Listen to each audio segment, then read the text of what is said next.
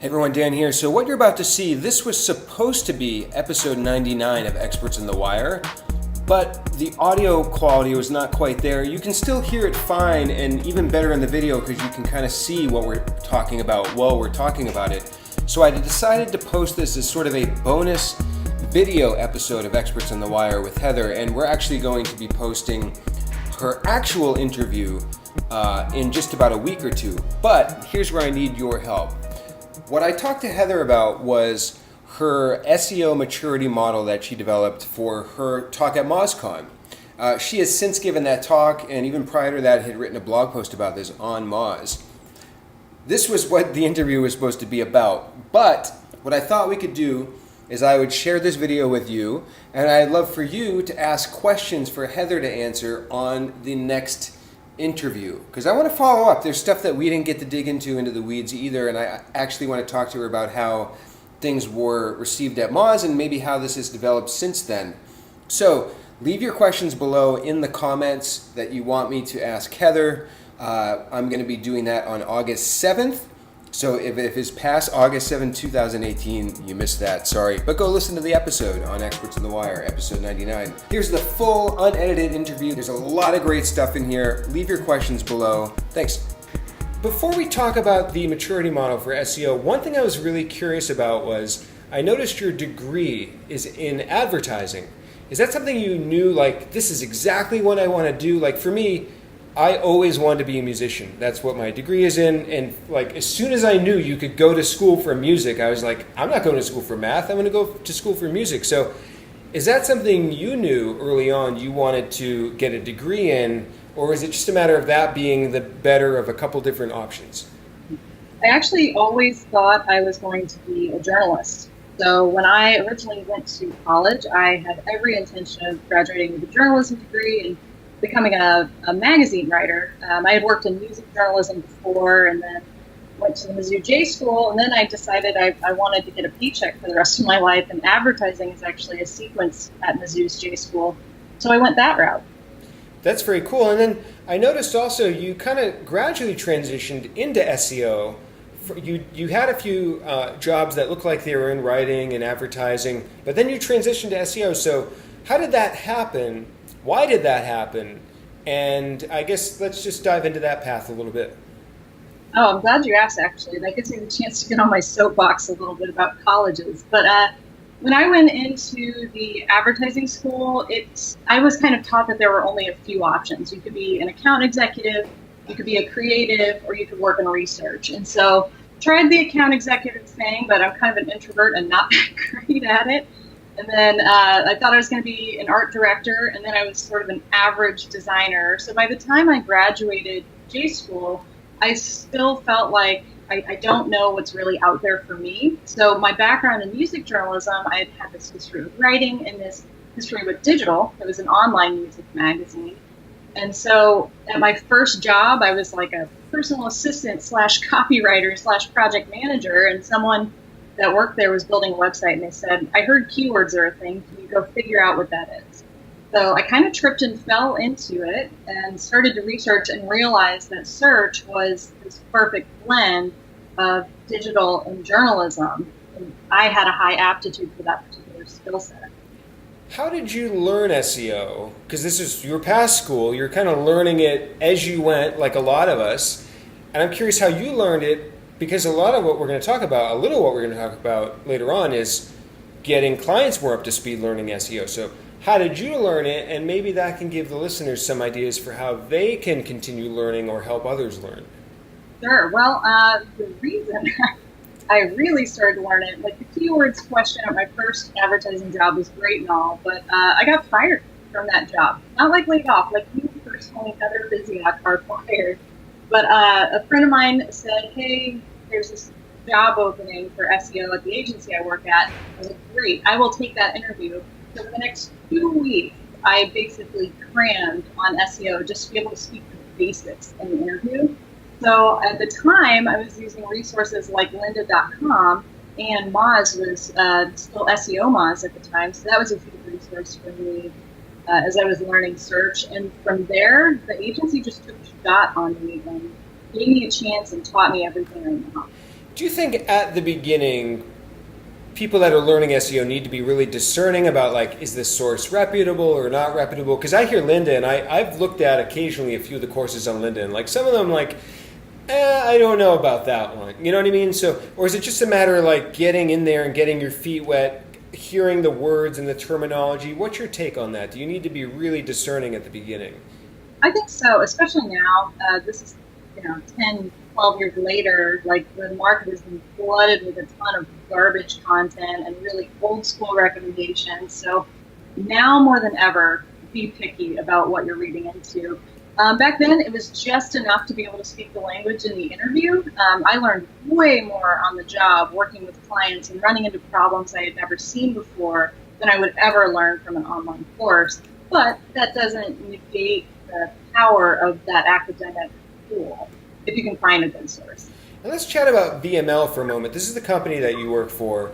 What is your role there? And by the way, VML looks very impressive as a company. There's a great client list. I was shocked to see you're in Kansas City for the types of clients that VML works with. I'm sure you hear that a lot. So tell me a little bit about your VML in general and then your role with them. Yeah, so VML, my favorite job I've ever had.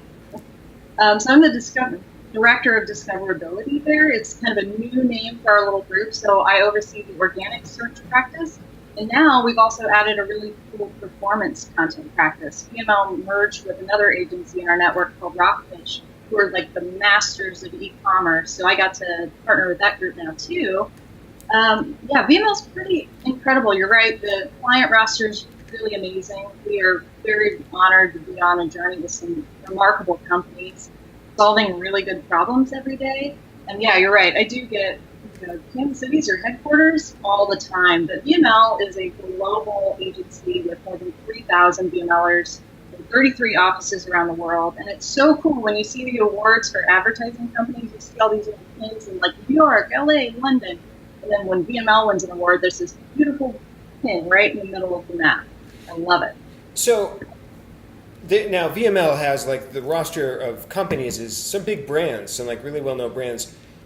How does it work for search and discoverability? Do some of the clients have search needs and then they might work with you on a project, or because you can't assume all of the clients I see on the roster list are doing or engaging in search, right? So, and the second part of that question being, how closely are you working with the clients directly? Are you like in there with the weeds on them doing technical things and auditing? Like give us a little sense of like the day-to-day working with these clients for search. Yeah, for sure. We do work on about 60-ish clients on our roster at any given time. Some of them are projects like rebuilds, redesigns, for example, and others are long-term partnerships, and those are definitely the ones where we get the most mileage helping the client get results. I think the level of depth with each client definitely varies, much like their savviness and appetite for search varies. Some we're really in the weeds with, hands-on. They even have their own search folks at their agency that we work side by side with, like practically embedded. Mm-hmm. And then there are others who just need more of a hands-off consulting approach to keep them going in the right direction.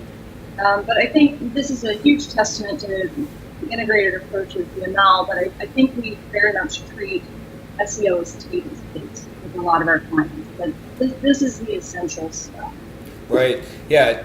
By table stakes, do you mean that if a company, at least a medium or large company, is not doing SEO now, that's like not having a website to some degree, right? Is that kind of how you would characterize it?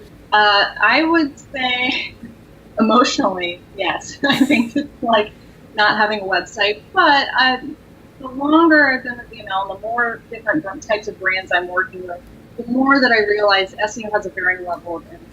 Like some brands are very high funnel. You can't make a real purchase online. They're very brand focused, campaign focused.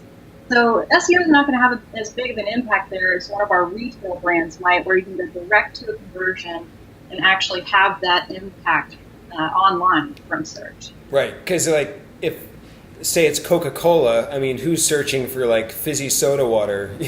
Like. Right. Like to look for their next, soda they want to drink. So that makes sense. Let's segue into the search maturity model. So I'm curious, this is, like I said, a post that you just published on Moz. It came out great. I'm going to link to all the things we chat about in the show notes. And once the listeners are listening to this interview, you will have spoken about this at MozCon as well, which is very exciting. You're about to head out there in a few days. First, I want to hear a little bit about, like, what's a maturity model? Forgetting about SEO for a moment, what is actually just a maturity model? Yeah, that's a great question.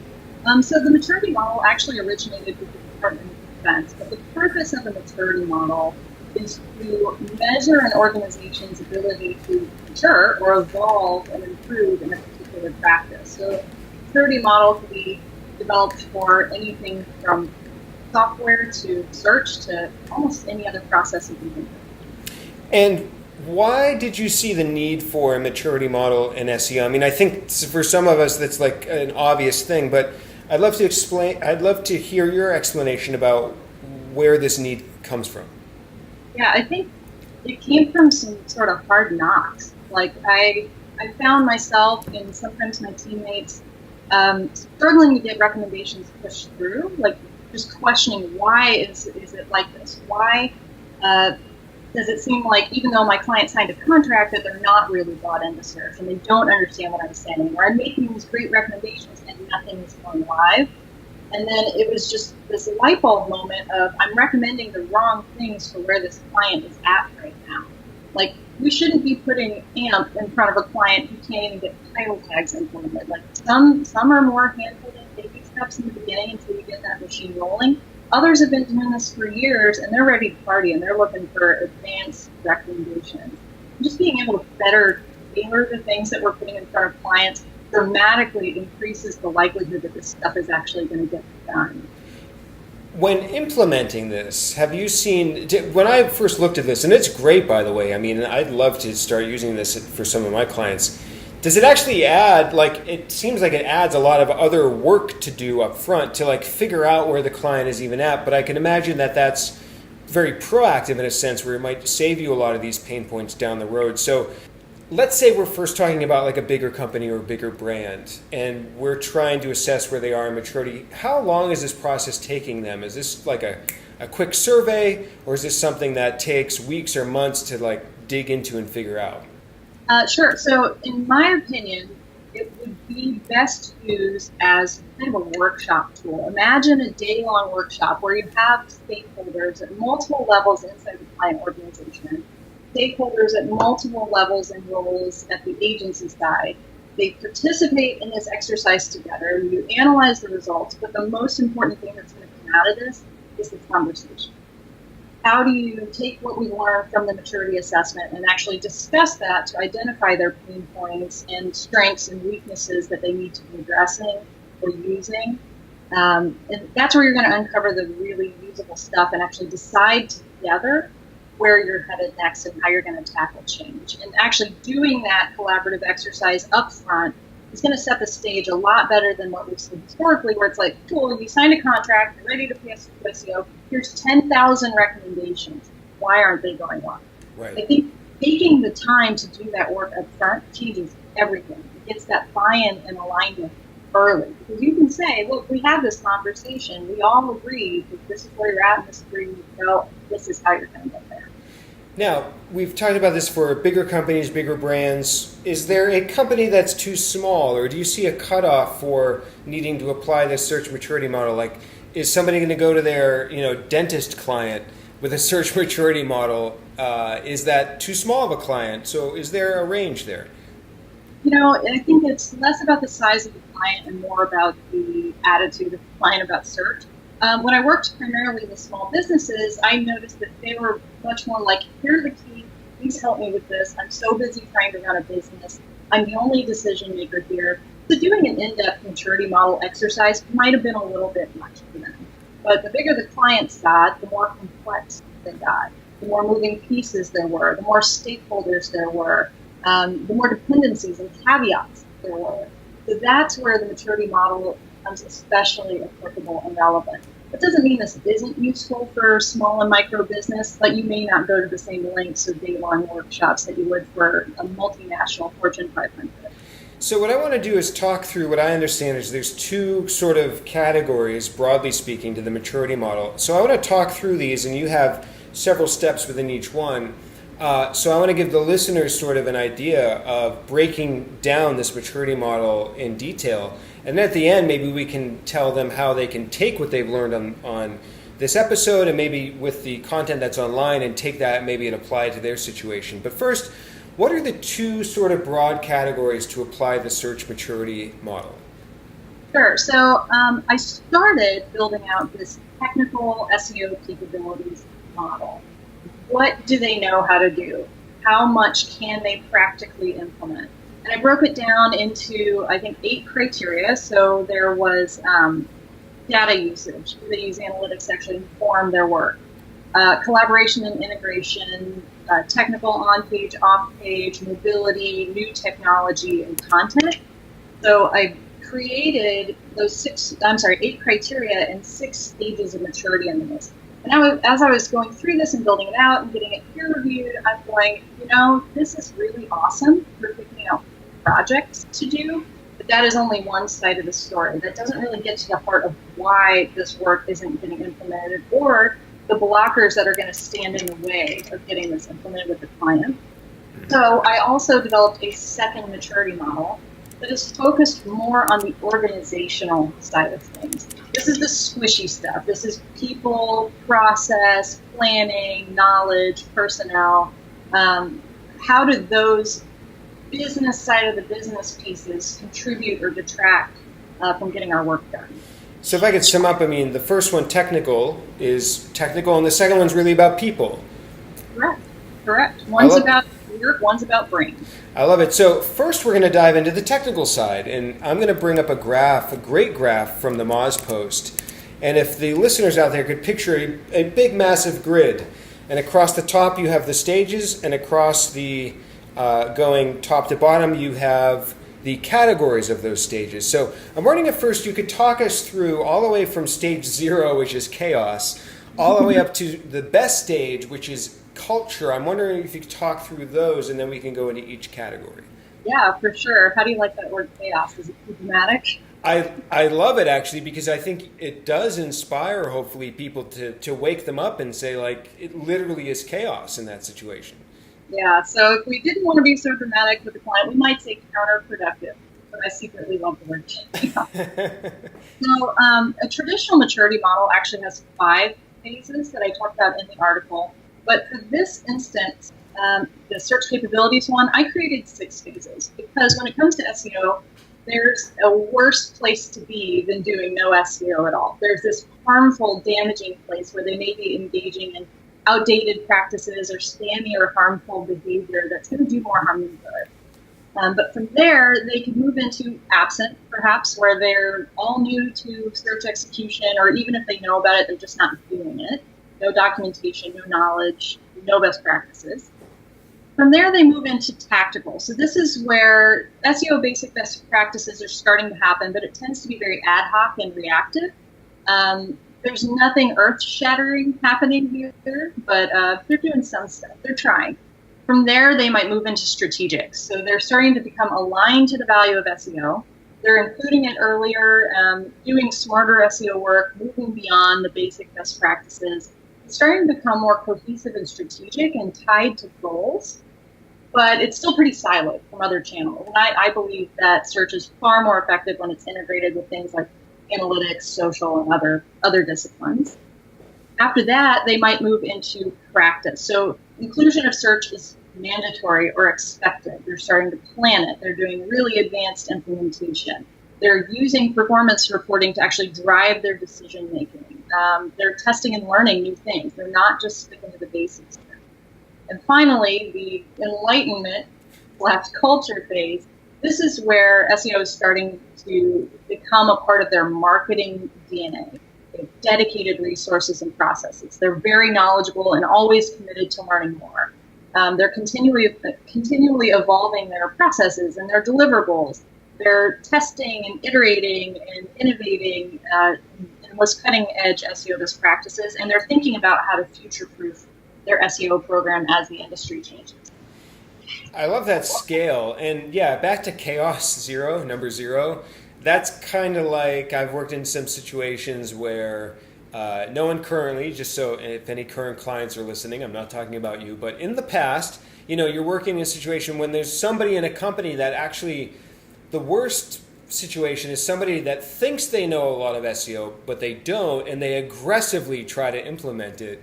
Yeah. And they're aggressively implementing the wrong things. It's kind of like that quadrant of like the worst type of worker is somebody that is not very good at what they're doing, but very proactive and hardworking. It's because they're just going to work on all the wrong things. So that's sort of how I look at chaos. Now let's talk through, just list the stages that go top to bottom. So these are the categories of where the listeners can assess where they are on this scale. So what are those categories? For the technical capabilities, categories are collaboration, which is like integration across practices, collaboration with the client. So everything starts to align with the big picture. Mobility, how much focus is there on their mobile best practices and advancing in that space. Technical on-page and off-page SEO, the classic three, right? Content, which I talked about last year's MozCon, because it's a lot harder for brands to get content implemented with search in mind than one might think, especially when you get into the big brands. New technology, which I felt was important because we're seeing the landscape of devices and how, when, where people search change. So I think that's very relevant to be thinking ahead about within the search space. And then analytics. How well is data driving their decision making? Are they guessing? Are they testing things? Are they only doing performance reporting in the rear view mirror? Stuff like that. So on the technical side of things, which is one of the categories, this is one that particularly fascinated me because to some extent, this is a very ongoing iterative thing. Like it's always changing, and a developer could make a change in a website, for example, and break a whole ton of links. And all of a sudden, if I do the assessment on a Tuesday, and then the dev breaks the links on a Wednesday, and then I do the assessment on a Thursday, I'm going to get a different scale result there, right? So how do you recommend people think about figuring out where they are on the scale technically, because these technical things can kind of ebb and flow a little bit more fluidly? Sure. I think we definitely have to take a step back and look at the big picture. We would hope that over time, things are going to continuously improve, even if they're never perfect in the technical space. Like ideally, if you've been working for a client for 3 years, those kinds of huge technical errors are few and far between. The giant pile of 404 errors is starting to shrink, but we know that that's always a process of ongoing monitoring and maintenance, which is why even when we get to that final culture phase, we know that our work is never done. We know that we have to keep innovating in this process, and we know that we have to keep monitoring and maintaining each of these things. But I think that's important that we take that step back. And also, this tool is intended to be a living document. Our industry is not going to stop changing. I hope that's what keeps it interesting. But we have to continue to evolve this document along with it. Yeah, that's why I named my company Evolving SEO. Smart. Actually, it's because my old company where I taught music lessons was Evolving Music Education, which is a totally different story, and then it worked nicely for SEO. And the domain name was available for $9.99, so complete win-win-win. So what I'm seeing on the graph here is to get tactical for technical things, it's kind of the basic requirements we all know about, fixing 404s, your HTTPS, etc.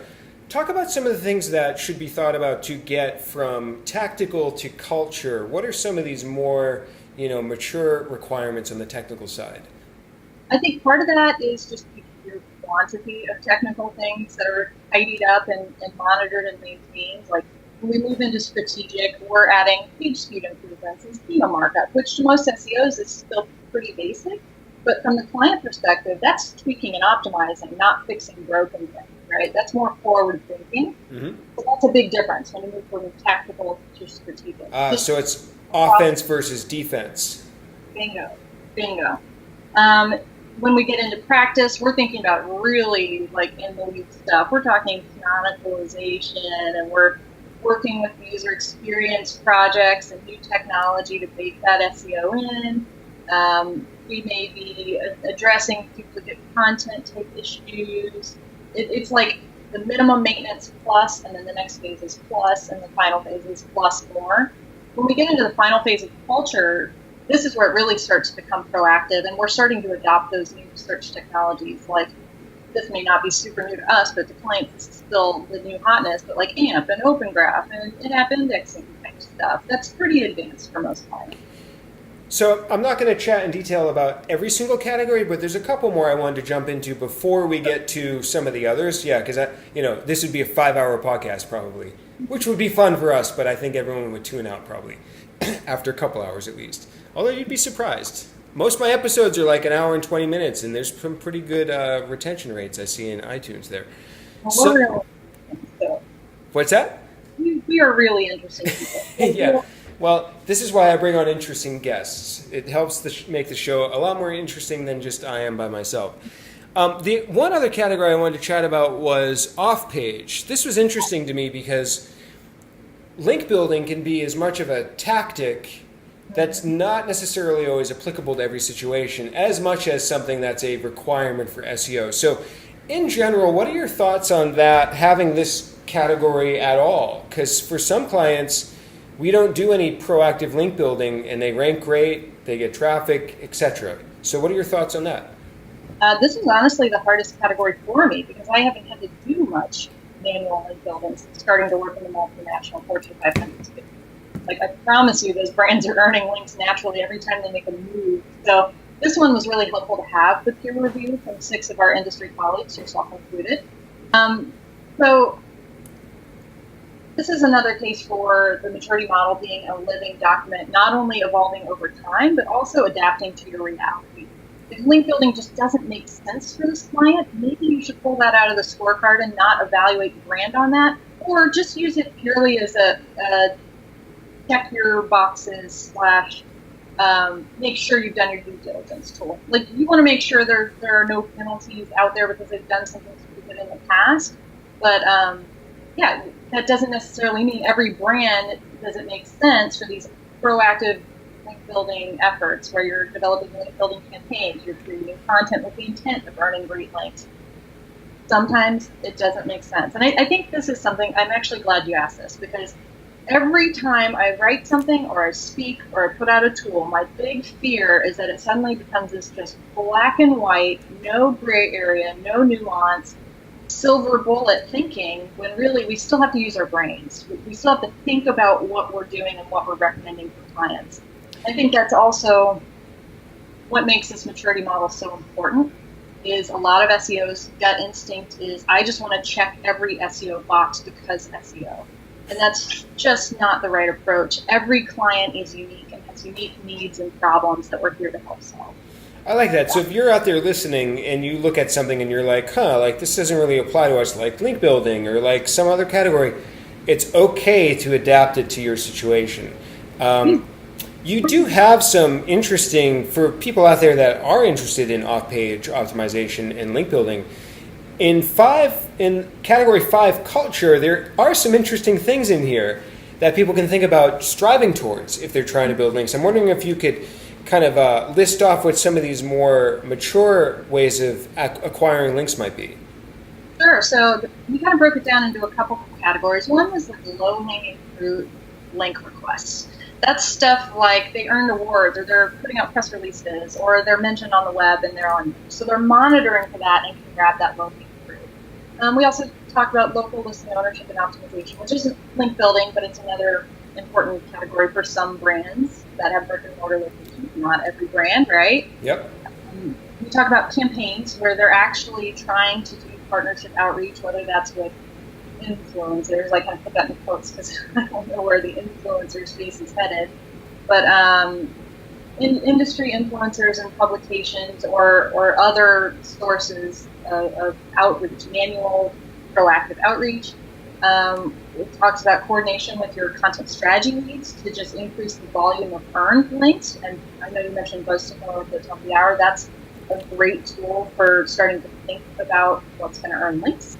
And then nurturing other third-party sites that maybe aren't owned but are strongly influenced. So think about ratings and reviews, forums, and other community management. Thank you for the reminder. I need to interject and just mention BuzzSumo just for a moment, our sponsor for Experts in the Wire. If you go to buzzsumo.com, you can get 30% off 3 months of BuzzSumo. And also, I want to urge people that are checking BuzzSumo out to give another shot to the content analyzer. It's a tool you just reminded me of what you were talking about there. Is if you go to the content analyzer in BuzzSumo and you put your competitors in there, you can see how often they're publishing. You can see the content that gets the most shares by word count for them. You can see the content by the day of the week that gets them the most shares as well. And there's a lot of great data in the content analyzer in BuzzSumo. And again, that's, I said go to BuzzSumo, but I didn't give people the discount code. It's DANSHURE. If you go to buzzsumo.com, you get 30% off 3 months. DANSHURE for that.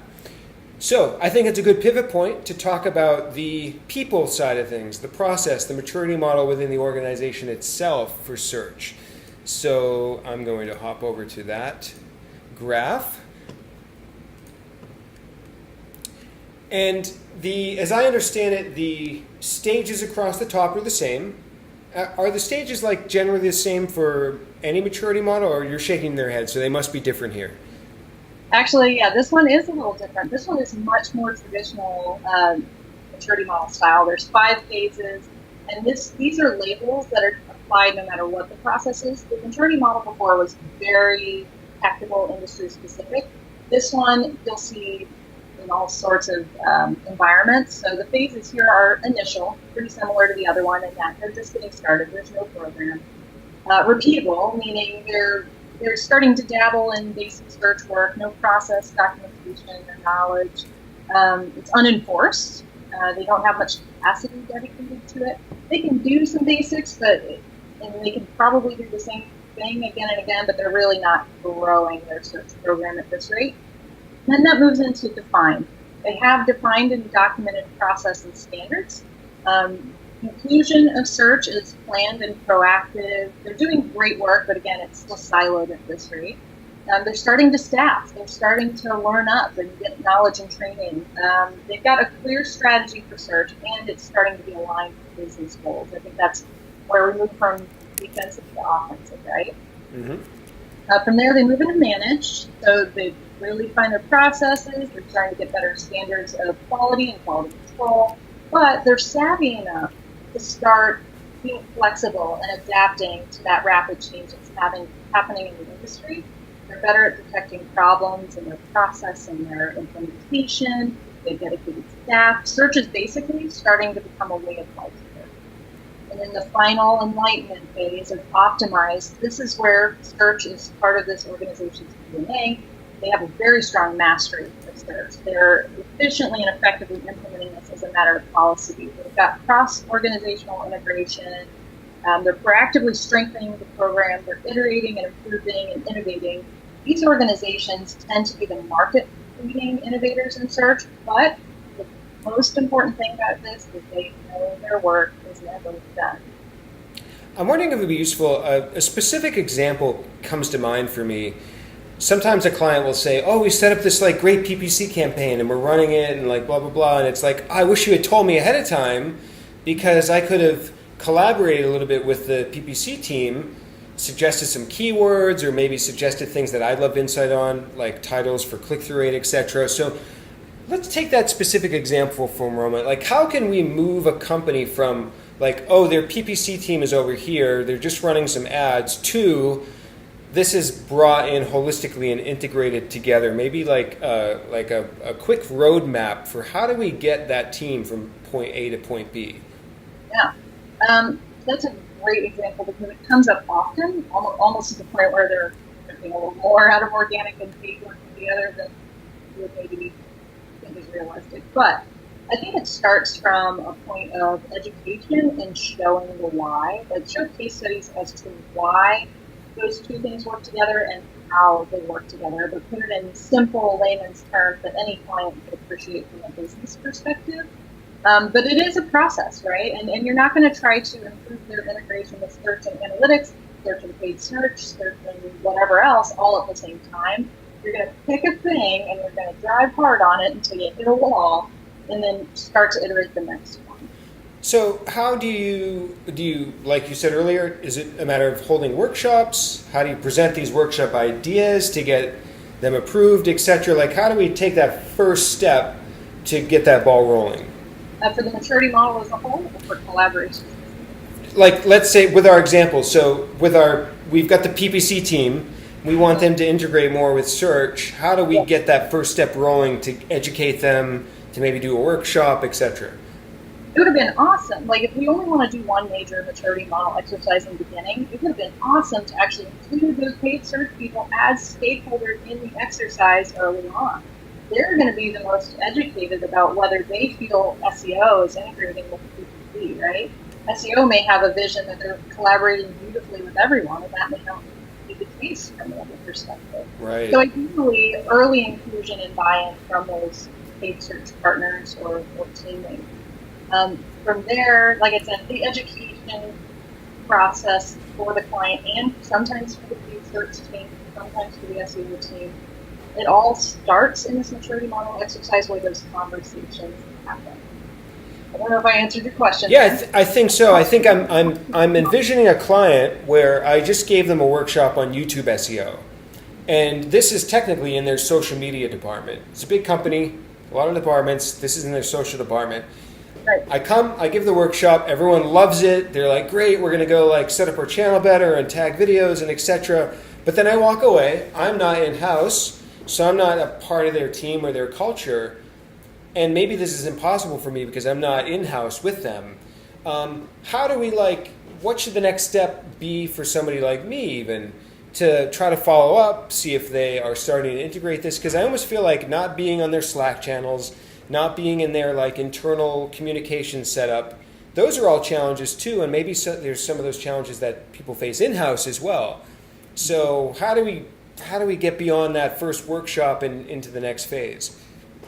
Yeah, for sure. So this has happened only 1,000 times.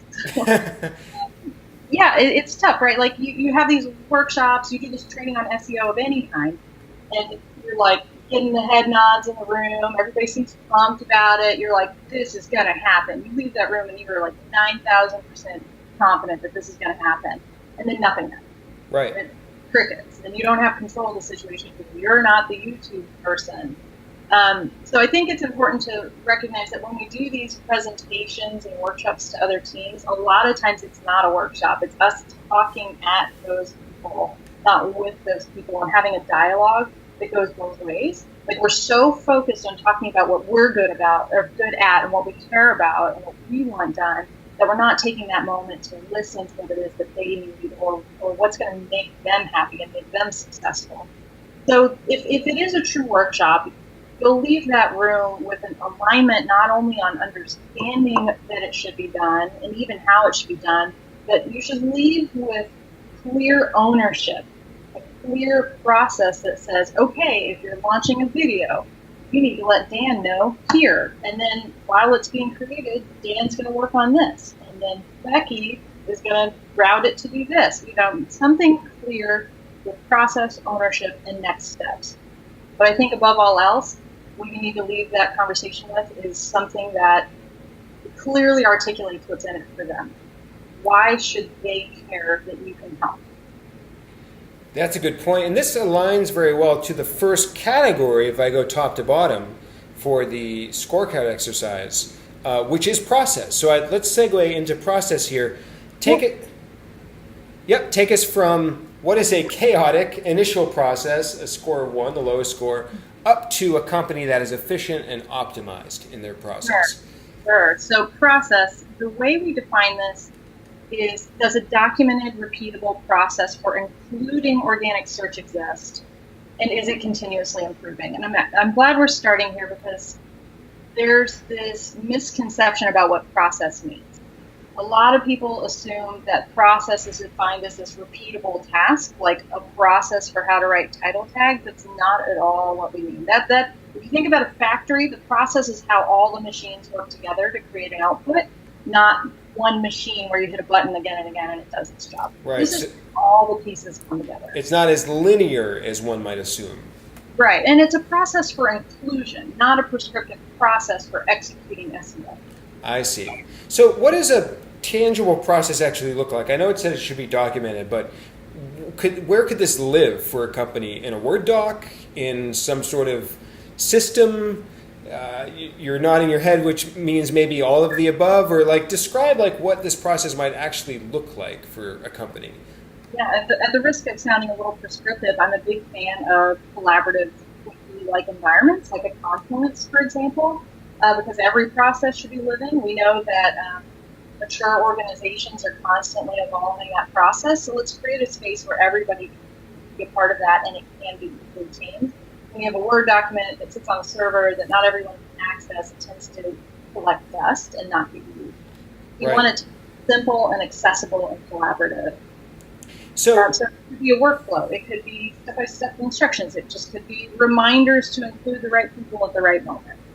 So paint a picture of a company that is further along in the scale, being managed or capable or the best, which is efficient and optimized for their process.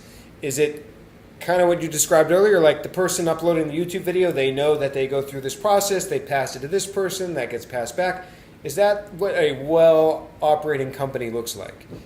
Yeah, for a YouTube example, that's a pretty solid representation, right? Everybody knows what they're supposed to do, and they're actually doing it. And if they see an opportunity to improve it, they're speaking up and improving it. Like everybody's got skin in the game, and they're working toward making it better. Thinking about process at scale, like across different services, you're probably going to have a few work streams, and there's going to start to be some overlap and connectivity between them, so it gets tricky to explain briefly, but yeah, I think it's just everybody knows their part. Let's talk about the second category, which is personnel resources and integration, so people basically. Yeah. I think this is a challenge. So first paint the picture of the scale of the personnel resources, but after that I want to ask you, because it seems like it's tough, I was going to say these days, but it seems like it's always been tough to find really good SEO talent. And so I want to ask about that in a moment, but first paint the picture of the scale of that. Sure. So on the low end, when it comes to personnel resources and integration, there is no staff. There is no search work being done, and it's definitely not integrated because it doesn't exist. But in the middle, you've got people who are working on search. They have staffed roughly appropriately for this business, but it's very much independent and siloed, so you're not maximizing your impact. And on the high end, you've got fully staffed teams. They're integrating and collaborating across disciplines, and they're doing their best search work because they've got the right talent. Now, is this a matter of finding just specifically great SEO talent, or is it that PPC person or that social media person that understands enough about SEO so they understand what they need to know and how they need to execute their job to incorporate SEO? Is it about that whole mix? I'd argue that it's both. I mean, it's certainly heavily reliant on the SEO talent, and not just how good they are at SEO, but how good they are at collaborating with other people. But if the more mature organizations are going to have their equal staff for search, we also want them to be appropriately staffed in the other disciplines to intersect those things. Do you see do you see one way work better than the other? And what I mean is a company hiring sort of a beginner level SEO and then training them, or hiring somebody that is more advanced, and do you see a pro and con of either of those, or a preference? As long as they're great people who aren't jerks, have a high aptitude for learning, are willing to change and sort of mold themselves to whatever is needed. I don't care whether you've had 10 minutes or 10 years of SEO experience. We can teach SEO. We can teach capabilities. It's a lot harder to teach people how to collaborate with other people. And how can companies deal with personnel changes? I've worked with some companies where literally like every 2 weeks there's a new person. Yeah. But is this where some of the documentation helps, or how do you deal with that rapid turnover that can happen, especially in like tech companies and so forth? Totally. Yeah, so I think you're spot on, right? When you have high turnover with a client, and your day-to-day contact is swapping out every 2 weeks, every 2 months, that documentation helps get them up to speed really rapidly.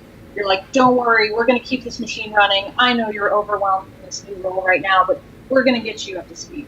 Don't panic, basically. It's a powerful educational tool. It puts their minds at ease. I think that's huge. I know whenever we lose a day-to-day client, it's a huge advocate for what we do. I think there's this moment of fear, like, oh gosh, what's going to happen next? But when we put ourselves in the position of the client who's starting this new role, taking over these new responsibilities, their number one priority is to make sure it's successful, that they're going to look good to their boss, that the machine is going to keep running. So it's our job to empower them to accomplish that. I love that. And the next category is knowledge and learning. So, and it says, is the organization knowledgeable about search? So we've talked a little bit about workshops, etc. What are some other ways companies can think about improving their knowledge about search? Yeah, so some of this we do ourselves, right? We are proactively sharing, every month we share the industry's most important headlines in just soundbite size updates in a wrap-up to our clients. So the way the client can adopt that is to actually open the email and read what we've provided. That's the easiest way, but willingness to evolve when new facts become available or new changes to the industry happen and we share those, willingness to change their mindset. If they're passionate about search and are actually interested in it, then they should be pursuing things like maybe conferences. Several of our clients that we have close partnerships with go to MozCon with us every year. And that's been an awesome experience that starts a lot of great conversations and ideas. Reading, of course, is huge. Listening to podcasts like Evolving SEO would be. But this applies just as much on the agency side. Is the team the client has paid for constantly learning and growing to be the best SEOs they can be? I was going to ask you about this later, but I'll interject it now because it's a perfect time. How do you personally stay up to date on search? Are there certain publications you follow, or how do you, because my head spins half the time just trying to pay attention to everything happening. So what are your go-to resources or ways to follow that? So true. It is a true fire hose. I'll be honest, my role in search has evolved in the last years, where I'm much more on the soft skills side of things, right? I'm trying to be the advocate for my SEOs and my clients and my agency all at the same time. So I'm not the strongest technical SEO that I've ever been in my career. But the way I stay current enough to be, useful is basically crowdsourcing. I use my team when we're doing that industry news roundup that goes to clients. We sort of spread out the effort to round up what's important. I allow them to tell me what's important every month. But the things that we're looking at typically, we do go to conferences. We try to get to a few people to a few different conferences every year. We try to be aggressive in learning about new techniques and technologies in search by providing what are called POVs, points of view, to our clients. So, for example, we wanted to deep dive into voice search and whether it should matter for clients, which forces us to go deep on a specific topic instead of just jugging from the fire hose. Obviously, we're paying attention to industry news sites, the Search Engine Journal, Search Engine Land, Search Engine Roundtable, Moz. Distilled puts out some great content. So we stay tuned into the highest quality sources. We try not to go too deep into the talking heads side of the business, where people are theorizing excessively, making achy predictions. We want to make sure we're making recommendations that are solid and sound for our clients. And one recommendation I have that I've been using is Marie Haynes' Search News You Can Use newsletter. There's a free version and a paid version, and she, depending upon the timing of the posting of this, she'll either will have just been on the podcast again or she'll be coming up soon. But her newsletter is great. Every time I am diagnosing a traffic drop or something for a client, I just search my email for her newsletters to find out all the algorithm update dates, because I can't memorize them all, right? So I'm just searching to find them.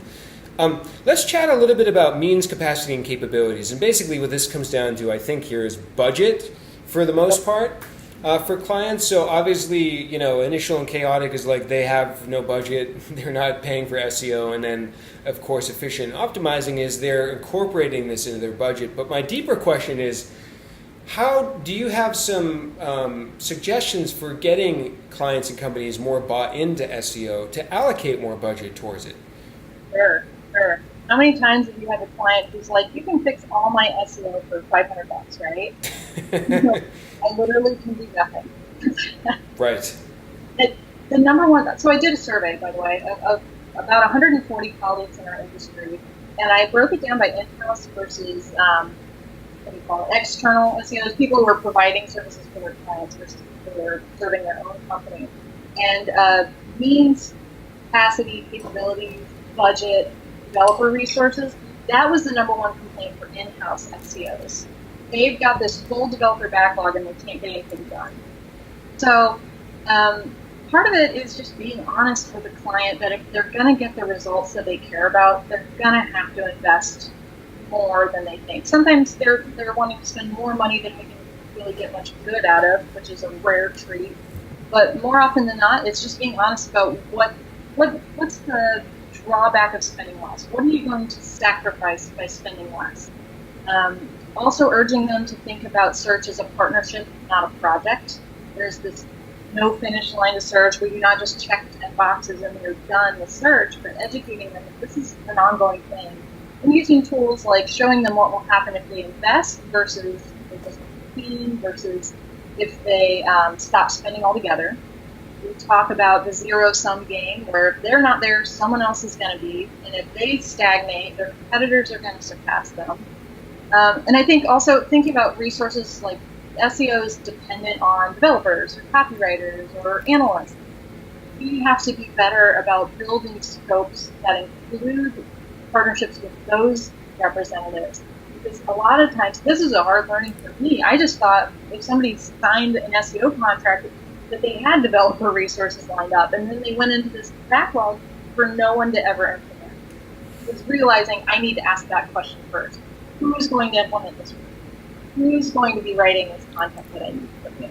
And asking it in that way sort of clearly communicates if you don't have this, SEO is not your best investment right now. I think that's huge. I have a checklist of questions I ask new potential clients, and one of the first two questions is, who's your developer and who writes content for you? Exactly those questions, because I've entered into situations where I did not realize they didn't have a writer, let's say, and it came time to give them content recommendations, and they're like, sorry, we don't have a writer. And then you run into that speed bump too.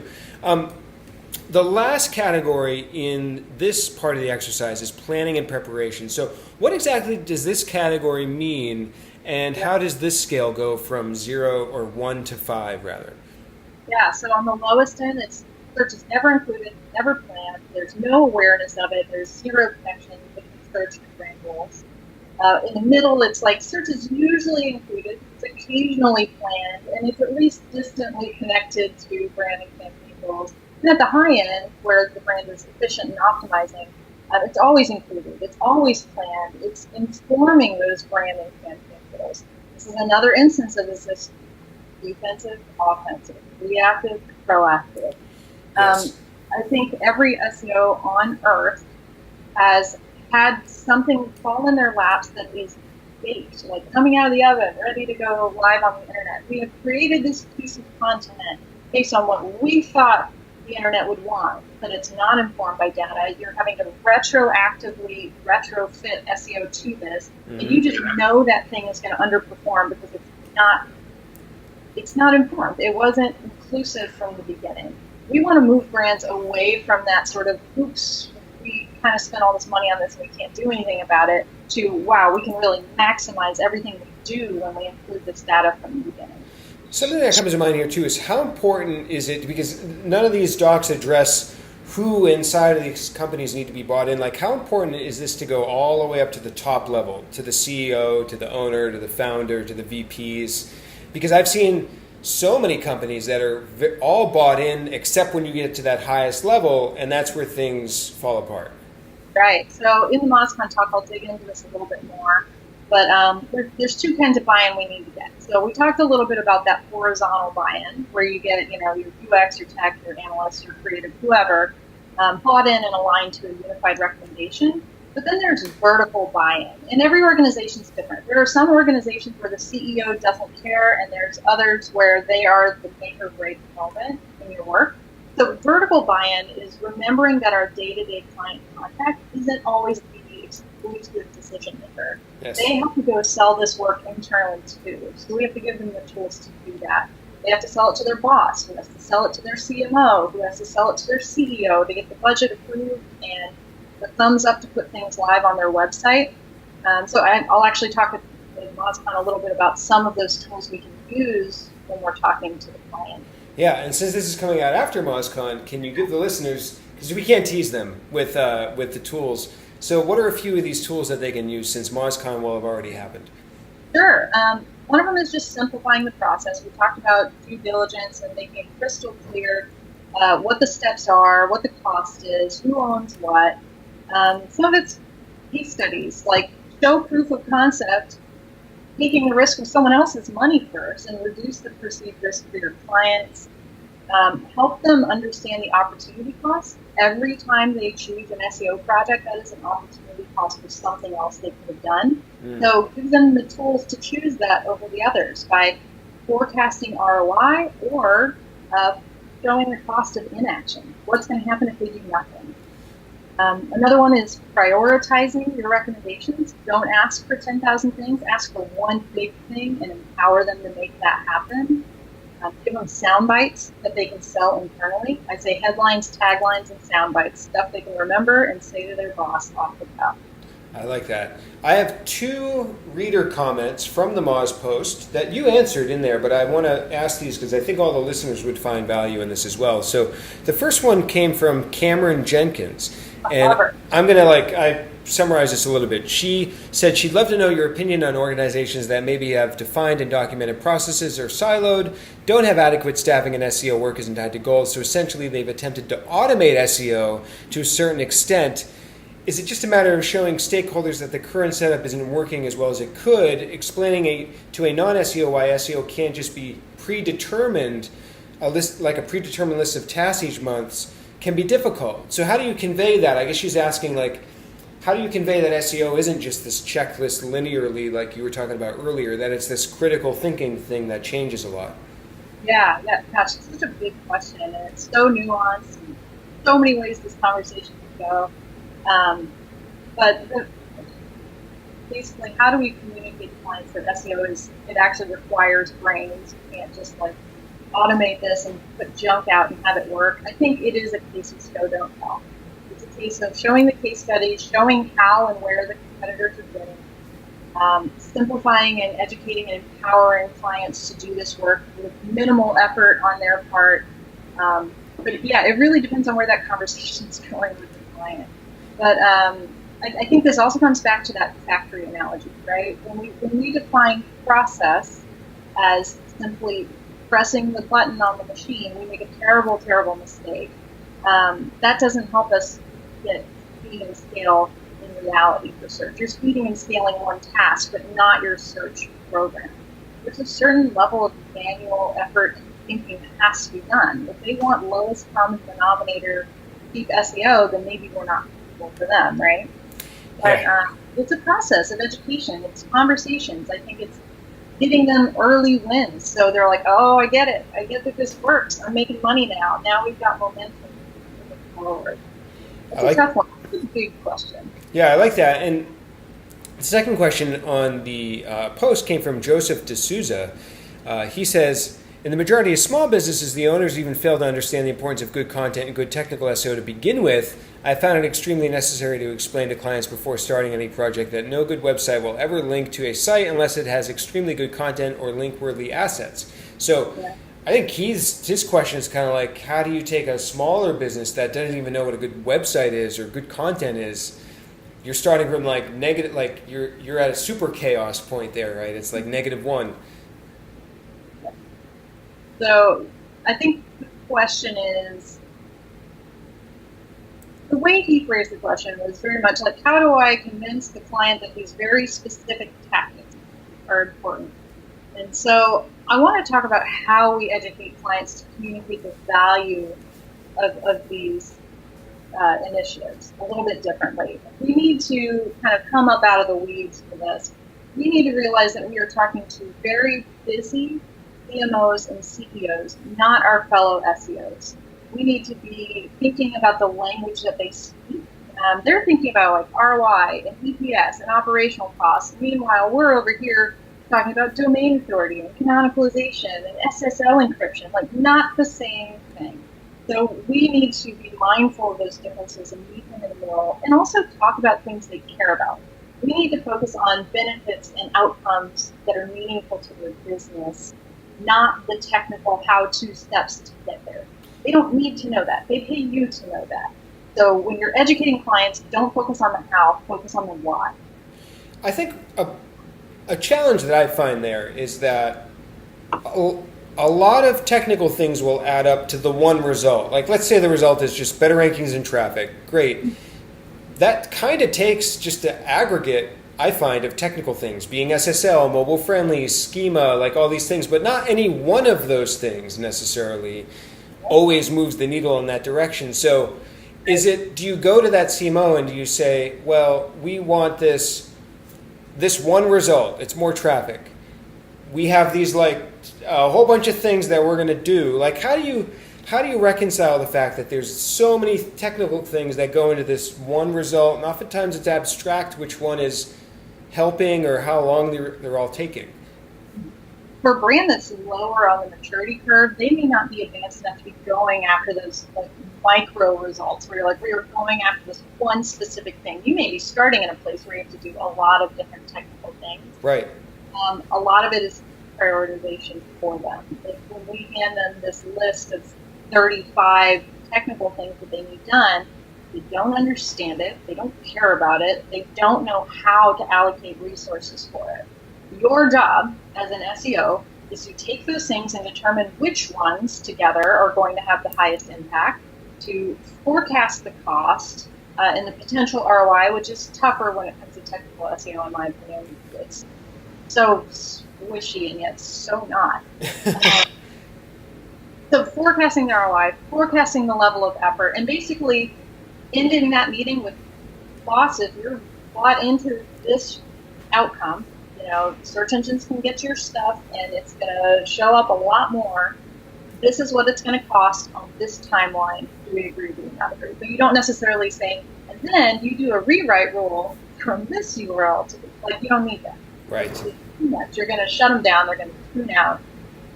Focus on how much it's going to cost them and what it's going to get them.